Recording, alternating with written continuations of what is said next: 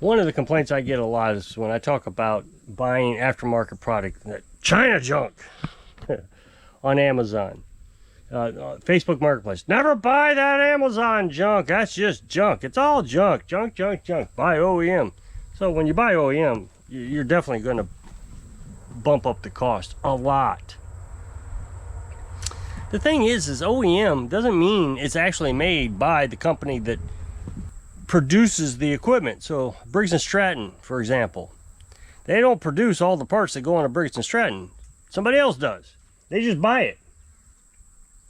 So one of the things that I have had a lot of problems with is aftermarket is ignition coils.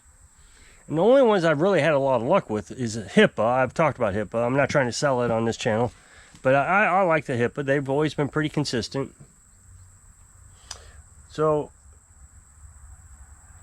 this leaf blower did not have a HIPAA ignition coil, and it's got a bad ignition coil. So I ordered a genuine Husqvarna ignition coil. That's what it said, genuine Husqvarna. It's identical to the one that you go to the Husqvarna page. It was identical, same part number, everything was. So I'm sure Husqvarna just put it over there on Amazon. The difference between Amazon and going to Husqvarna is you got to pay $12 or $13 in shipping costs. And the returns are terrible. Trying to get those things returned is just a nightmare. Whereas on Amazon, you just click a button, and then you take it over to the hardware store, and they send it back for you. It's pretty easy. So I bought it. Got it here today, and guess what? It had a weak spark. It sparked pretty good as long as the spark plug was out of the machine. As soon as I put the spark plug in, the spark was either non-existent or very weak, depending on how fast I could turn it. If I pulled the rope, I couldn't get a spark out of it. But if I turned it with a drill, I could get a little bit of a spark out of it. So that is an actual OEM Husqvarna genuine ignition coil that doesn't work. So folks who yell at me all the time about not using genuine or OEM parts, I don't know where you're coming from. They're all the same. It's all junk. I mean, if we're going to call it junk, I mean, it's all the same. So, I mean, I hate working on ignition coils if I can't find a HIPAA ignition coil, to be honest, because they're just very inconsistent. And what's even worse is when you get one running and it only runs for a little while and the customer brings it back. So, of course, I always make sure they understand the 30-day thing. I usually warranty the labor because they're pretty easy to put on and take off.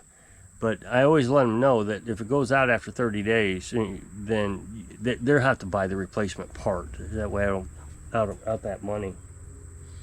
So I called this customer up and I told him, you know, it's a Husqvarna. It's an actual OEM, and it's bad. He says, okay, no worries, I understand. So don't be in a hurry for it. Just whenever.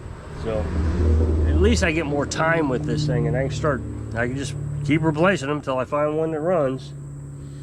So I wanted to talk about the beast a little bit today. I haven't talked about this particular subject in over a year. So the reason I have the beast is last year I was flipping lawnmowers. I'd buy them or get them real cheap or, you know, free, $100, and I'd get it running. And I did my very best to get mowers that I didn't think were going to take a lot of money to get going. Maybe a lot of work, but not a lot of money. Last year I flipped a 1980 something John Deere, and it didn't cost hardly anything to get it running. I painted it, so that took a lot of work, but I got a good price tag out of it. For a 1980 lawnmower, got a good deal, you know, good price out of it. So this mower was in excellent condition. There really wasn't anything wrong with it. I bought it for $100, and they said the transmission belt was slipping, so I bought a new belt. I changed the transmission fluid, put in a new transmission fluid, oil filter, you know, fluid filter on it. It's just an oil filter. And it ran great. I really liked it.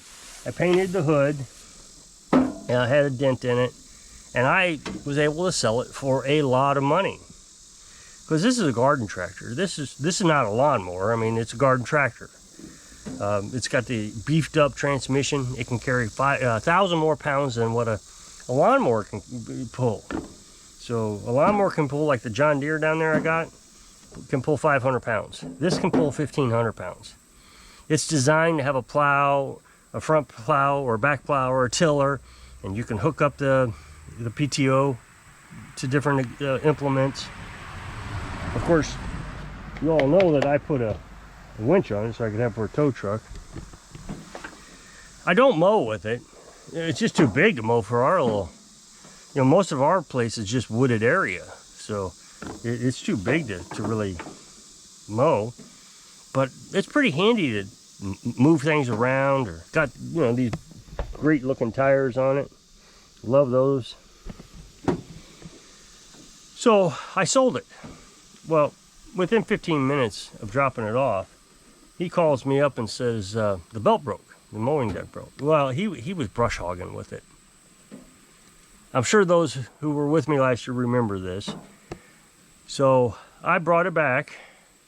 You know, I delivered it, and then I went and picked it up, and I put a new belt on it. I paid for the belt. I didn't charge him for it. I took it back to him, and he mowed and finished it up, and he says, the deck has fallen on one side. It's lower than one side than the other. So I went over there. Well, no, I know what happened. I said, do you want your money back on this? Because, I mean, you could tell he was not happy that he was having problems with it. So he said yes. So he got what it was. Is he got his field, his brushed hog with it, and he didn't want it anymore. So he used it as a rental.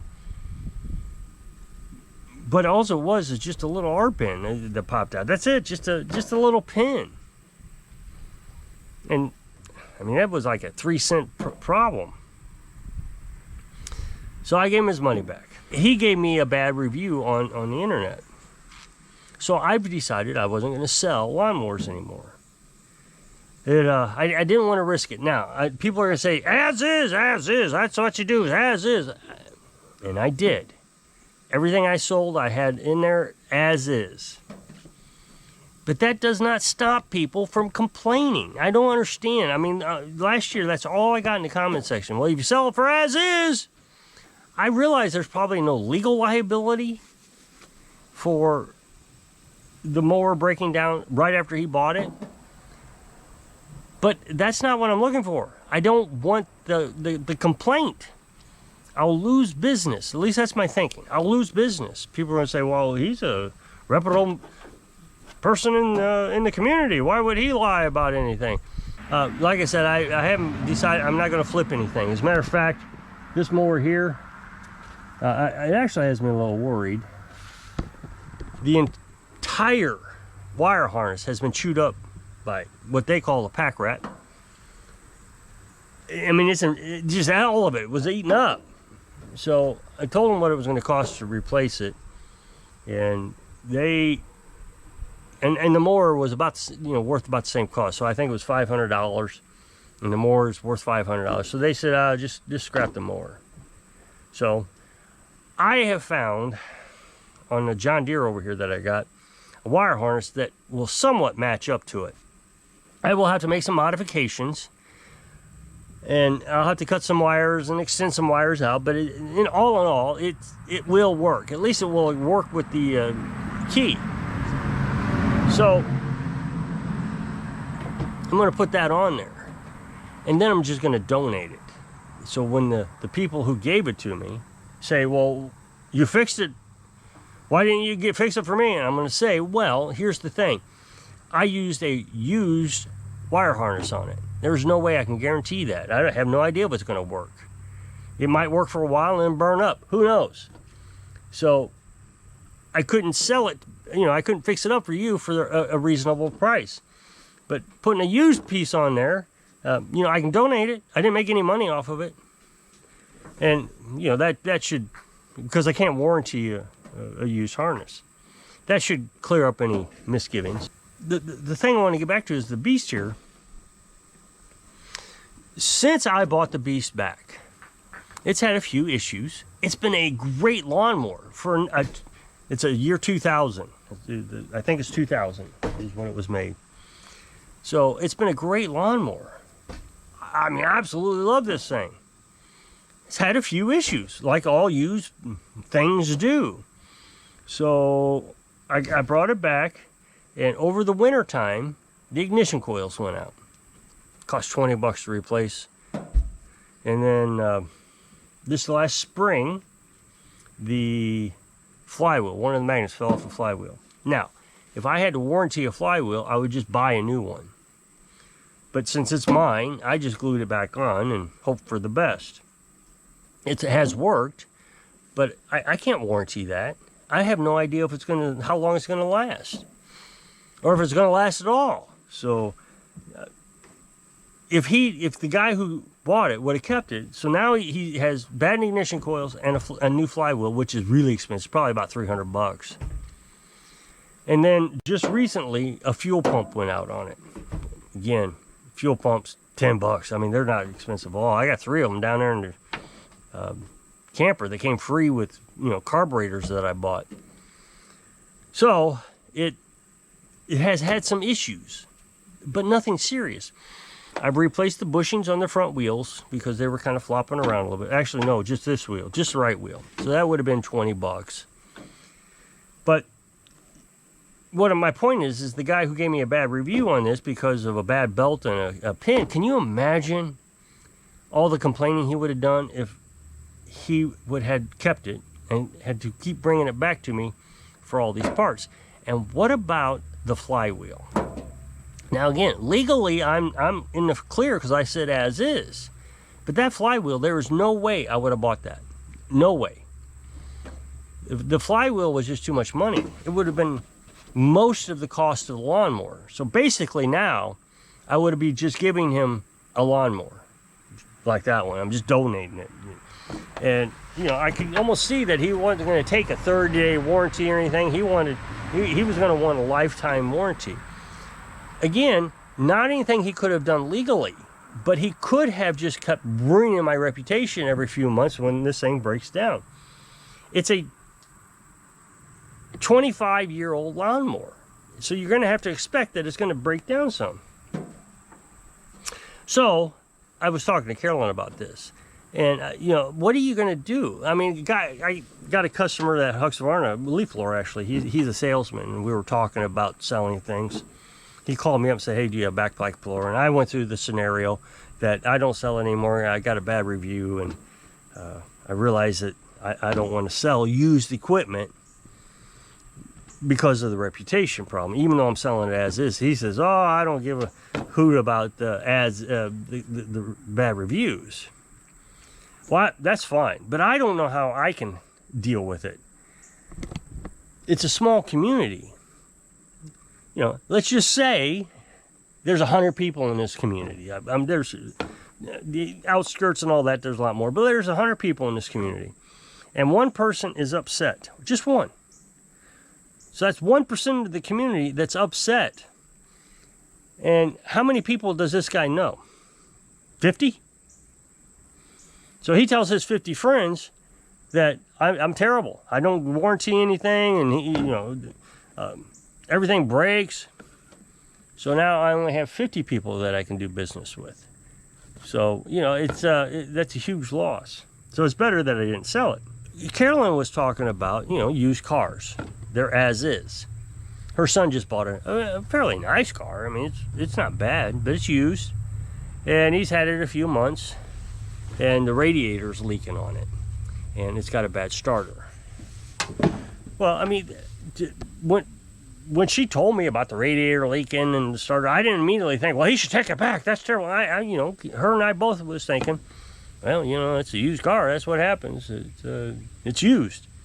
So, I guess what's surprising to me is there is no expectation really for the person who sold the used car to have some sort of extended warranty on it how can I possibly know what's going to go wrong with this? There's a guy over in the big city over there.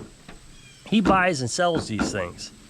And he sells them for a lot of money, like $900 to $1,000. And I don't understand how he does it. Maybe he sells it for $900 to $1,000 because he knows they're going to come back. I don't know. I just don't get it. There is no way that he could go through all the parts and make sure everything's running right.